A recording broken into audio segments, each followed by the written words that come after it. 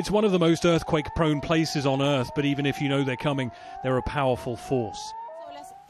The evacuations in Chile began immediately. Hospitals cleared of patients with the fear of a devastating rush of Pacific Ocean.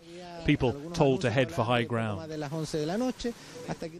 the coastal city of Iquique, closest to the epicenter, flames the most obvious sign of the disruption caused.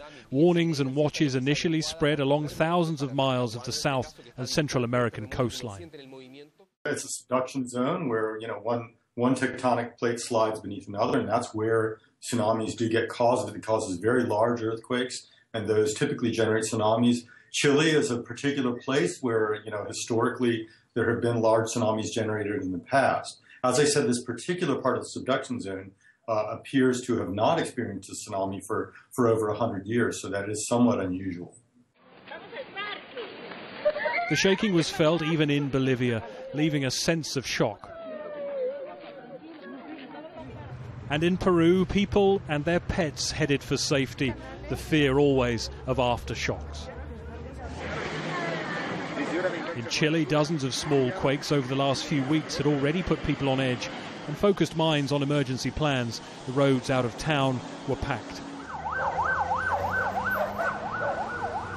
But the country has learned a lot from the devastating quake of 2010, which left hundreds dead and a bill in the billions. The preparations could have made a difference this time. There is only so much you can do in the face of the power of nature. OK, well, we know 5 people dead. Let's get the latest situation there. We've got Greg Milam to bring us up to date. Greg? Yeah, well, we know the government of Chile has ordered a mass response by the military, those forces mobilising just to try to bring some sense of order and get a grip of what exactly happened. It's, of course, still nighttime there. It may well be daylight before they get a full sense of exactly the damage that's been caused. But it seems as if the fear of a tsunami is now focused purely on that one area of Chile, those other areas now not seen as being under threat. And the water up to 7 feet high, those waves as a result of that tsunami.